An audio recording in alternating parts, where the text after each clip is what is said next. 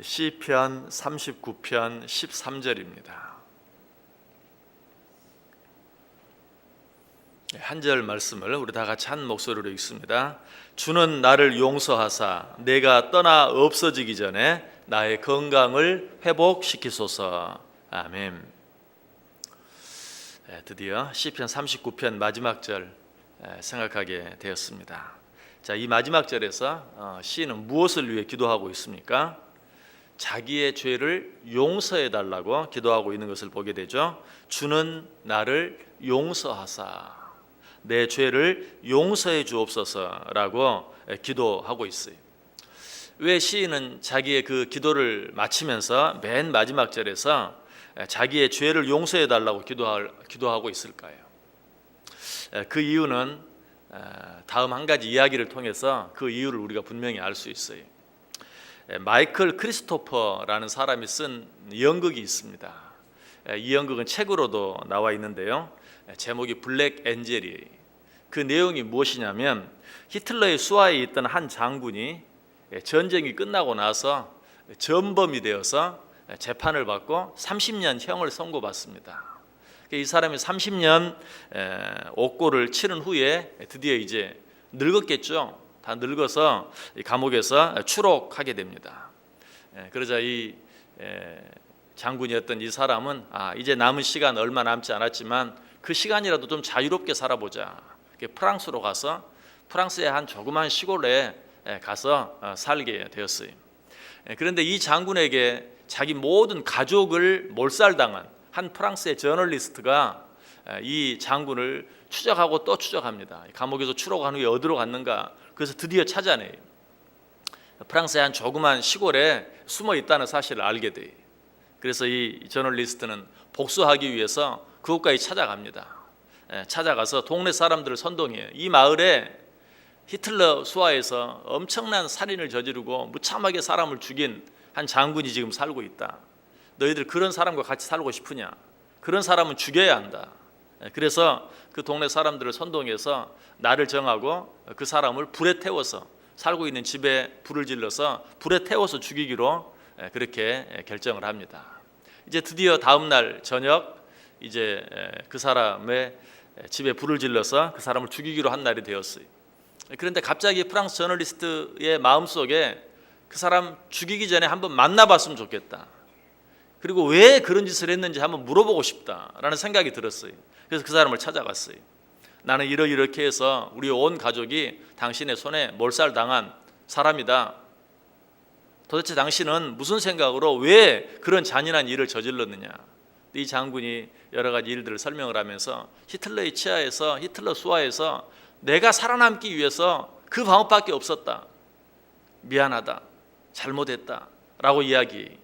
그 말을 듣고 있으면서 이 프랑스 저널리스트는 그 사람의 심정이 이해가 됐어요. 자기가 살기 위해서 자기 목숨을 건지기 위해서 그런 일을 저질렀다는 그 말이 이해가 됐어요. 그래서 이야기합니다. 사실은 이러이러해서 내가 여기까지 추적해 왔고 당신의 집을 알게 되었고 이 동네 사람들을 선동해서 이제 내일 밤이면 당신의 집에 불을 질러서 당신을 죽이기로 했다. 그러니 내일 밤이 되기 전에 당신은 빨리 이곳을 빠져나가서 목숨을 건져라. 그런데 이 장군이 말해. 그러면 당신은 내 죄를 용서해 주는 겁니까? 용서는 아니다. 나는 용서할 수 없다. 우리 온 가족이 당신의 손에 몰살 당했는데 당신을 용서할 수는 없다. 하지만 당신의 마음이 이해는 된다. 이제 당신을 죽이고 싶은 마음은 없어졌다. 그러니 도망가라. 그런데 이 장군이 뭐라고 말한 줄 아세요? 당신이 나를 용서하지 않는다면 나는 도망가지 않겠다. 나는 여기에서 그냥 불에 타 죽겠다.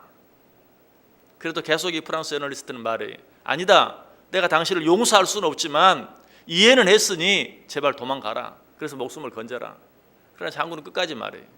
당신이 나를 용서해 주지 않는 한 나는 이곳을 떠나지 않겠다. 당신이 나를 용서해 주지 않는다면 내가 이곳을 떠나 목숨을 건져 다른 어느 곳에 산다 할지라도 거기서 나는 자유함을 얻을 수 없다. 어딜 가도 나는 행복할 수 없다. 결국 실갱이를 벌이다가 그 다음 날이 되고 거기에서 이 장군은 불에 타서 죽고 말아요. 자, 이 블랙 엔젤이라는 이 연극 내용, 이 책의 내용이 우리에게 주는 교훈이 뭡니까? 제 용서함을 받지 못한다면 어디에 가서 제 아무리 잘 산다 할지라도 거기에 참 기쁨이 없고 참 행복이 없다는 것을 우리에게 가르쳐 주는 거예요. 오직 죄의 용서함을 받을 때만 참 기쁨이 있고 참 행복이 있다라는 사실을 우리에게 가르쳐 주시기 위해서 작가는 그런 내용의 글을 쓰고 그것으로 연극을 하고 사람들로 하여금 그것을 보게 하는 것이 맞습니다. 우리 인간들은 죄의 용서함 받지 아니하면 그 삶이 의미가 없어요. 죄책감에서 자유로워지는, 그러지 아니하고는 어디에서 무엇을 하면서 제 아무리 많은 것들을 누리고 산다 할지라도 참 자유함도 없고 참 기쁨도 없고 참 행복도 없다. 바꿔서 말하면 죄의 용서함을 받은 사람만이, 죄의 문제를 해결한 사람만이 참 기쁨을 누릴 수 있고 참 자유함을 누릴 수 있고 행복하게 살 수 있다는 것이, 성경이 그 사실을 이야기합니다. 로마서 4장 7절에서 불법이 사함을 받고 죄가 가리어짐을 받는 사람들은 복이 있고, 또 시편 32편 1절에도 허물의 사함을 받고 자신의 죄가 가려진 자는 복이 있도다. 허물의 사함을 받고 자신의 죄가 가려진 자는 복이 있다. 그러나 죄 용서함 받지 못하는 자는 어떠합니까?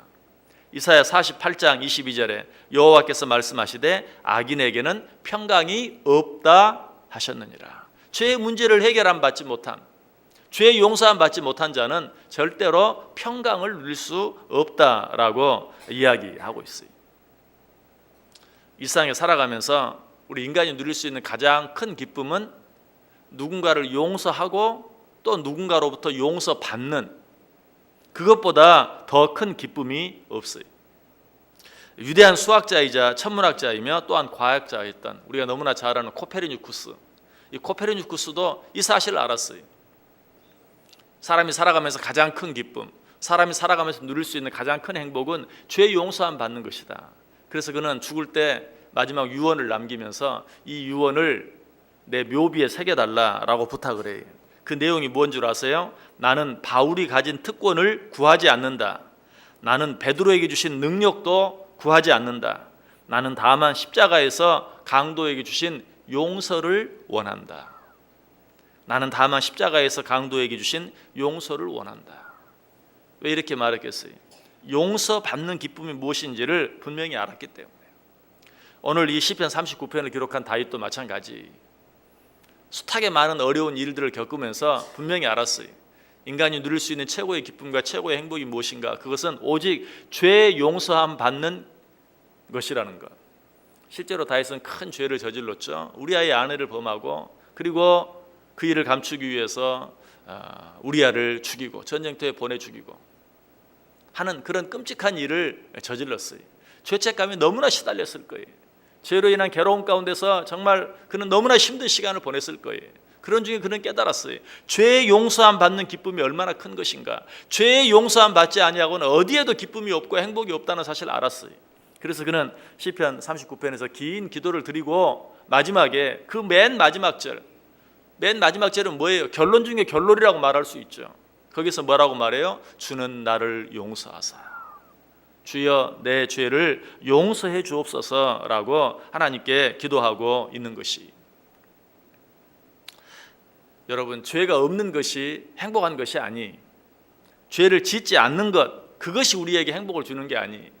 왜 그렇습니까? 이 세상에 죄를 짓지 않고 죄 없는 사람은 한 사람도 없기 때문에 그래요. 성경이 뭐라고 말해요? 의인은 없나니 하나도 없다. 그렇기 때문에 죄 없는 자가 행복을 누린다면 이 세상에 행복한 사람은 한 사람도 없겠죠. 죄 없는 사람은 한 사람도 없으니까. 그렇다면 진정으로 행복한 사람은 어떤 사람입니까? 죄 용서함 받는 사람이 행복한 사람이에요. 죄의 가리움을 받는 자, 허물의 사함을 받고 죄의 가리움을 받는 자가 복이 있고 그런 자가 행복할 수 있는 것이. 다윗은 자기가 지은 죄 때문에도 괴로웠지만, 그러나 그는 분명히 알았어요. 자기가 지은 죄와도 상관없이 자기는 태어날 때부터 죄인이라는 사실을 알았어요. 시편 51편 5절에 내가 죄악 중에서 출생하였으며 어머니가 죄 중에서 나를 잉태하였나이다. 그러니 자기는 그 죄의 용서함 받지 아니하고는 절대로 행복해질 수 없다는 사실을 알았던 것이. 그래서 지금 기도하고 있어요. 주여 나를 용서해 주옵소서. 여러분, 어떤 자들이 복된 자입니까? 설령 죄가 있다 할지라도, 설령 죄를 지었다 할지라도 그 죄를 용서받는 자가 복된 자예요. 자, 그렇다면 우리의 죄를 용서받기 위해서는 어떻게 해야 합니까? 우리의 죄를 회개해야 돼요. 우리의 모든 죄를 주님 앞에 내어놓을 수 있어야 돼요. 회개함이 없이는 용서도 없어요. 그러나 성경은 우리에게 분명히 말해요. 네가 네 죄를 내어놓고 회개하면, 자백하면 그 죄가 어떤 죄라도, 진홍 같을지라도, 주홍같이 붉을지라도 양털같이 희게 하고 눈과 같이 희게 해주겠다. 이사야 1장 18절에 여호와께서 말씀하시되 오라 우리가 서로 변론하자. 너희의 죄가 주홍 같을지라도 눈과 같이 희어질 것이요 진홍같이 붉을지라도 양털같이 되리라. 요한일서 1장 9절에도 만일 우리가 우리 죄를 자백하면 그는 미쁘시고 의로우사 우리 죄를 사하시며 우리를 모든 불의에서 깨끗하게 하실 것이다. 어떻게 하면? 우리가 우리 죄를 자백하면 모든 죄에서 우리를 깨끗하게 해주시겠다. 그러나 우리가 우리 죄를 자백하지 아니하면 바로 그 다음 절 요한일서 1장 10절에서 만일 우리가 범죄하지 아니하였다 하면 하나님을 거짓말하는 이로 만드는 것이니 또한 그의 말씀이 우리 속에 있지 아니하리라. 네가 죄 없다 하면 그의 말씀이 우리 속에 있지 않겠다. 그의 말씀이 우리 속에 있지 않다는 게 뭘 말합니까? 그의 진리의 말씀이, 그의 생명의 말씀이 우리 속에 있지 않다는 것은 우리에게 어떤 자유함도 없고 어떤 기쁨도 없고 어떤 행복도 없다는 것이.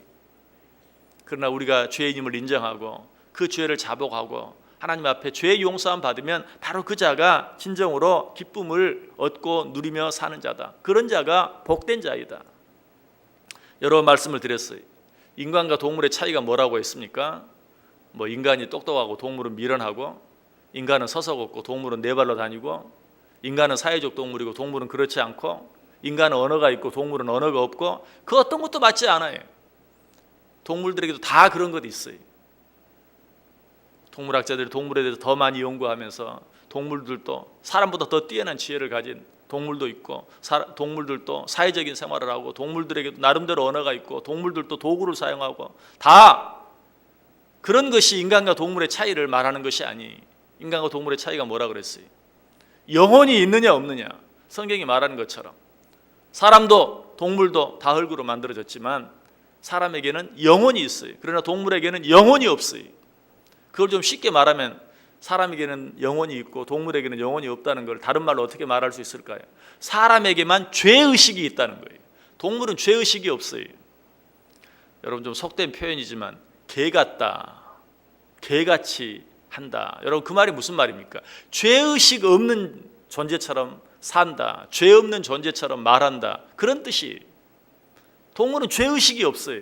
그러나 사람은 조그만 죄를 지어도 죄의식이 있어요. 그렇기 때문에 이 죄의식의 문제를 해결하지 아니하면 기쁨이 없어요. 평안이 없어요. 행복할 수 없어요. 인간은 영혼이 있고, 영혼이 있기 때문에 죄의식이 있고, 죄의식이 있기 때문에 죄의 문제를 해결해야만 기쁨이 있고 자유함이 있고 행복할 수 있는 거예요.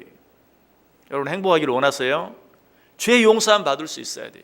그렇다면 어떻게 해야 됩니까? 오늘 다윗처럼 기도할 수 있어야 돼요. 주여 내 죄를 용서해 주옵소서. 내 모든 죄를 내어놓고 회개하고 죄 용서함 받아야 돼요. 사역마다 나와서 어떤 기도를 드립니까? 하나님 이 문제 해결해 주세요. 저 문제 해결해 주세요. 그 문제 해결해 주세요. 하나님 해결해 주십니까? 안 해결해 주십니까? 해결해 주세요. 그러나 그 문제들이 다 해결되어져도 거기에 참 기쁨이 없어요. 그 문제가 다 해결되어졌다고 해서 거기에서 참 행복을 느끼는 게 아니. 언제?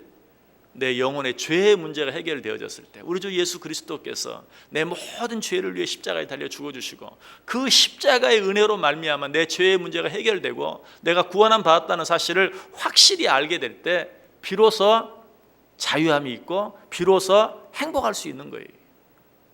오늘 다윗은 이 사실을 알았기에 하나님 앞에 기도하고 있어요. 모든 기도를 마치고 맨 마지막에 주여 내 죄를 용서해 주소서. 앞에 드린 모든 기도를 다 들어주신다 할지라도 내 죄의 문제를 해결해 주시지 아니하시면 나는 행복할 수 없습니다. 주여 내 죄를 해결해 주옵소서. 여러분 이 기도가 저 여러분의 기도가 되기를 원합니다. 주님 앞에 나와 기도할 때마다 이 문제 저 문제 그 문제 모든 문제들을 위해서 기도하지만 그것뿐만이 아니라 주여 내 안에 있는 내 죄의 문제를 해결해 주옵소서. 우리의 모든 죄를 십자가에 내어놓고 늘 자백하고 고백하고 회개를 하고 용서를 구하는 그런 기도를 통해서 죄의 용서함을 통해서만 얻을 수 있는 참 기쁨, 참 행복을 누리며 살아가는 저와 여러분 꼭 될 수 있기를 주님의 이름으로 간절히 축원합니다.